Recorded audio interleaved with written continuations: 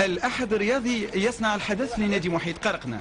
الأحد الرياضي يعيد بن طاهر الحساسي بكاو والهمامي والأرقش لملعب الطي مهيري بعد سنوات من الغياب.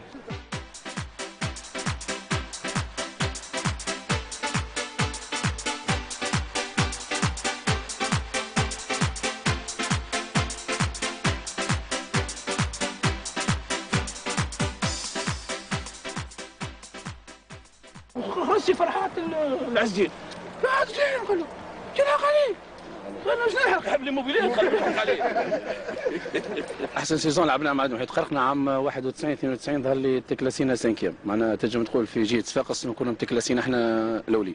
الفتره نتاع الحذاء الذهبي والكره الذهبيه نتذكر عام 91 92 فهمت خذيتهم في نفس الموسم فهمت ما شاء الله معناها الواحد زاد مش حتى وحده ما كان قبل كان عندنا انصامبل ما شاء الله معناها تعمل لعبيه و تشوف فيهم تو كيما سي حمد الهمامي وبكا ومنصور الارقا زهير عروس عزيز الحساسي لطفي بن يورس رياض الغربي نتذكر بريس الولاد الكل عبد الفتاح الغريبي فهمت فيصل خليف مراد الحساسي معناها كان عندنا انصامبل سمح ياسر فهمت.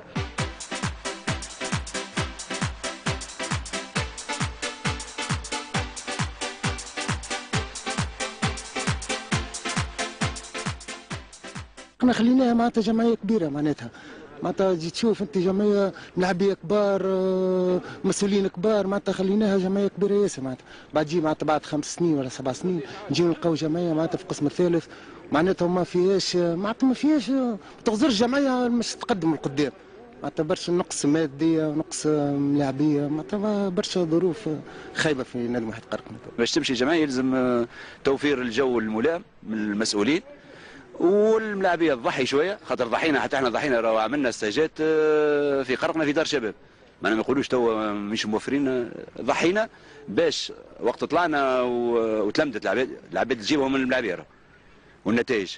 توا البيريود هذيا مع اولاد صغار نحاولوا باش نحاذيهم نحاولوا باش نعملوا الماكسيموم معاهم وان شاء الله بالوجود نتاع الملاعبيه القدم نحاولوا باش نعملوا الماكسيموم باش نوفروا لهم كل شيء والباقي عند الملاعبيه. نحب نقول حاجه برك للملاعبيه يرجعوا محيط قرقنة للنور خلوه لدائره النور ان شاء الله بحول الله يعيطوا لكم بعد 10 15 سنه كان هكا ويشوفوكم ويكلموكم يحكيوا معكم ويقولوا الناس نفتخروا بهم والناس نشرفوا باش نكلموا معهم ونحكيوا معهم. مهما تكون النتيجه راحنا ديما نحبوكم وديما معاكم وديما نتبعوكم. قبل نضيفه وبرا اوسيكا اي معاك ان شاء الله زينه. محيط قرقنة محلات احنا معاه وديما وراه محيط قرقنة محلات احنا معاه وديما. معاك وليد مغروم بالكره هذا مغرومه من سابق بالكره ومغرومه بالبحر وكل من يصير في البلاد وخارج البلاد انا كل مغرومه به.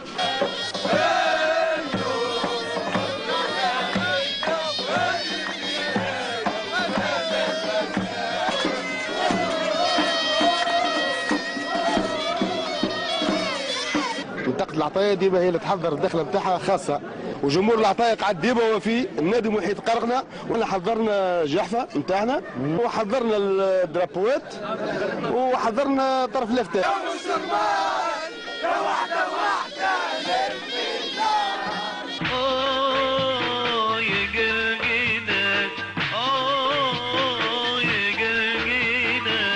بالنسبه لحباء محيط قرقنة محضرين فوق اللازم باش يعملوا جو عرس كروي بيت معنى الكلمه. الله يضربوه قيسوا 9 على 16 فهمتني.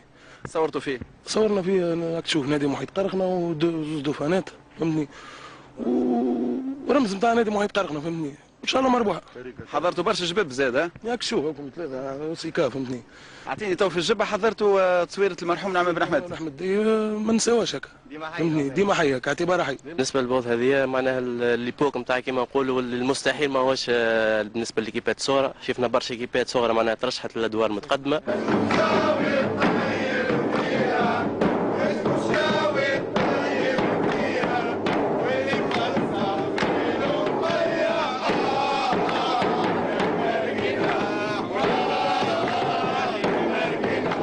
عندنا ثم 40 متر هنا 40 متر وعلى الاقل عاملين فيها كل القلوب تنبض للمحيط. عندنا شويه لهنا فورزا هكا الدوفان السيمبول نتاع الاوسيكا فورزا اوسيكا فهمت. عندنا دي جيون عندنا قرنيطه مكبشه على كوره فهمت. خدمنا ما نحبوا كان الفيكتوار، نطلب من الجوارات كان باش يجيبونا البارتي، وان شاء الله مربوحه. ديما معك ديما معك ديما معك، والفراش اللي عليك اللي عليك. الهديه هذه اللي هي كاس في شكل قرنيطه، مستوحاه من شكل قرنيطه، والكره بطبيعه جات مع مهرجان قرنيط معناها. جات مع مهرجان قرنيط. بالطبيعه انا باش هذه النادي محيط قرني بطبيعته سي عليه هو اللي يعرف شكون مساعد ولا سي عليه. تو القرنيطه هذه ديما حتى المحيط ديما يقولوا يكبش كي قرنيطه، صحيح ولا؟ ان شاء الله والله ان شاء الله اليوم نكونوا اكثر من قرنيطه ان شاء الله.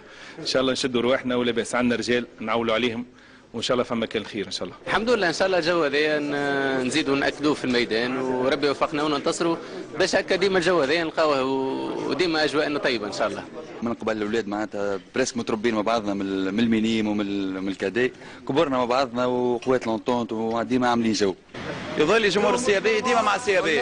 والله اول حاجه باش نقولها تحيه اعجاب وتقدير واكبار الى احباء النادي الرياضي البنزرتي، هاك ترى فيهم ديما النادي الرياضي البنزرتي، فهمت؟ مهما كانت صفه الواحد، فهمت؟ واحنا متفائلين بالنادي الرياضي البنزرتي كي ترى الجمهور هذايا في صفاقس وترى في جرزيس وترى في برشا بلايص، ديما مع النادي الرياضي البنزرتي، ديما سيابي.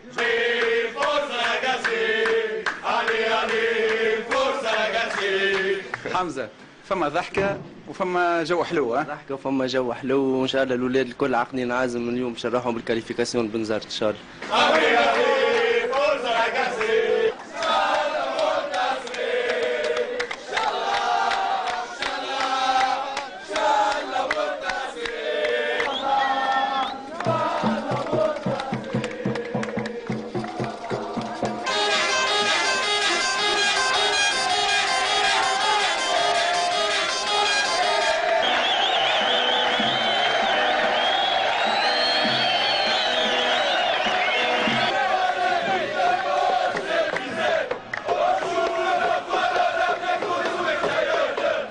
فاخر لقطه حلوه بين زوز مدربين، مدرب وفاء مع محيط قرقنا الاسبوع الماضي، ومدرب بدا الاسبوع هذا مع لوسيكا، لكن ديما حبيبات.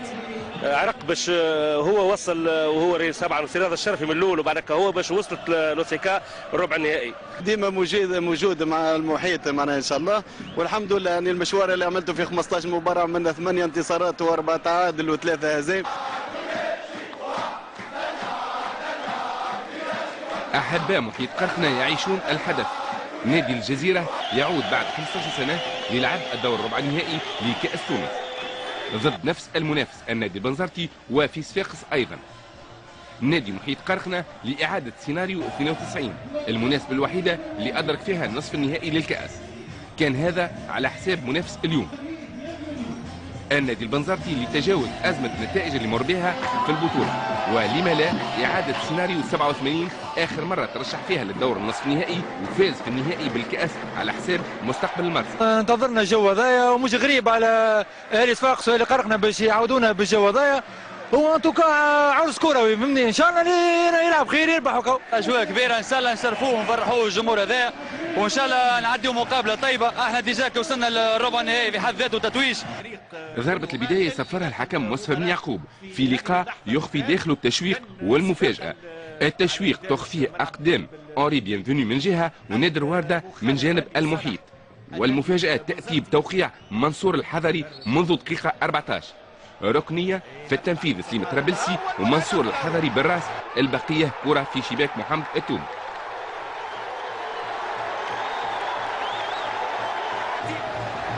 هدف لصفر نادي محيط قرقنا، والمفاجأة تتحول إلى تأكيد التفوق.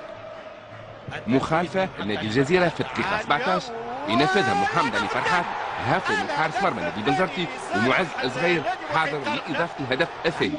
تنفيذ المخالفة النتيجة ما انتظرهاش للنادي البنزرتي ولا ممرنه المختار التليمي.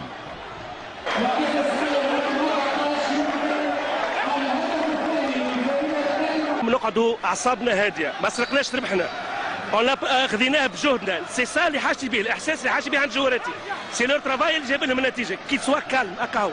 النادي البنزرتي يتقدم بكل ثقله بحثا على تذليل الفارق. اوري بيانفوني يسدد على القائم الايسر المرمى نور الدين بن ابراهيم. عمل كبير من الايفواري، ومن جديد فرصه تذليل الفارق تضيع على زياد العروسي.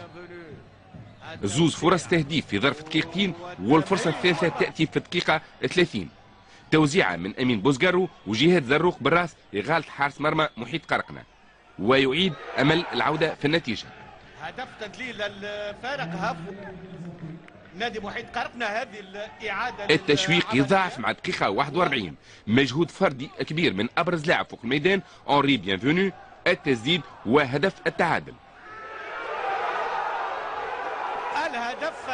والعودة إلى حجرات الملابس على نتيجة تجبر الفريقين على لعب الهجوم فيما تبقى من الوقت. سي مختار، كنت تصور بالشرف في المباراة بعد الأهداف المبكرة؟ إيه لأن هدفين أغلاط وسيطرة كلية من الدقيقة الأولى لتوا يعني، وإن شاء الله يعني يتواصلوا توا كيما هكا ما يرجعوش الملاعبية وباش يزيدوا يسجلوا أهداف.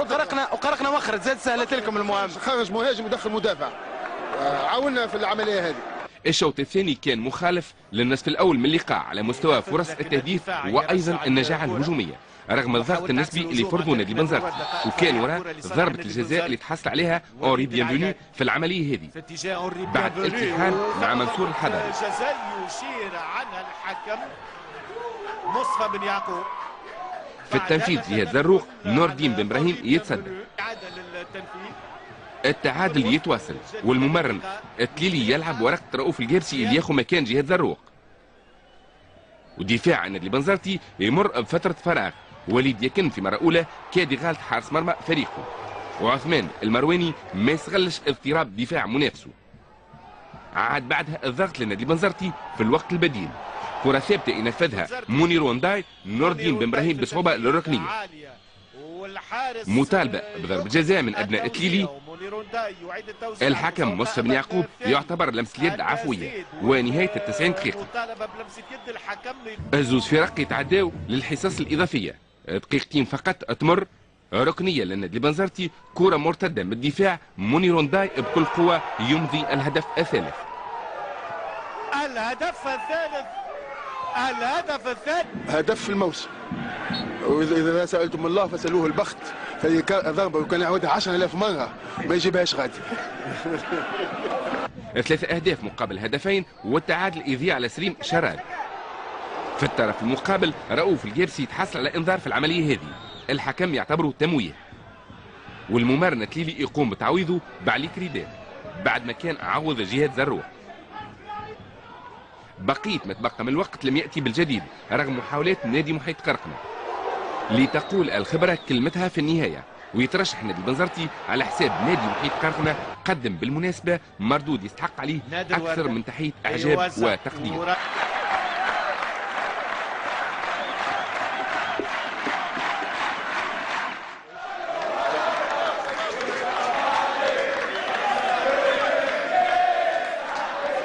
احنا توا هذه الخمس مقابله نصعبوا مقابلات على انفسنا، نقبلوا اهداف ومن بعد نقعدوا نتجاهوا باش نصلحوا وضعنا. ان شاء الله يعني نتلافوا النقطه هذه بالذات. النادي بنزرتي في نصف نهائي كاس تونس عادي جدا، مش اول مره هذه، ومختار تليلي مش اول مره في نصف النهائي زاد. شكرا. يشكروا معناها بالنسبه للفريق نتاعي اليوم قدم مقابله بطوليه، وكان في المستوى اللي يلزم يكون عليه، وظهر حقيقته اللي ما تعكسش المستوى نتاعو اللي هو قدم فيه في البطوله. هو ان شاء الله المقابله هذه تكون حافز باش يكمل مشوار نتاعو في البطوله بكل ثقه وبكل طمانينه. النادي البنزرتي عمل مقابله كبيره اليوم، ورغم اللي قبلنا 2 أهداف ونجمنا نرجعوا، وهذه تسمى ولات الجمعيه عندها قوه شخصيه وتنجم ترجع في اي ظرف من الظروف. Ça va nous aider pour le reste parce qu'on est dans une situation un peu délicate في الشامبيونات. Mais alhamdoulilah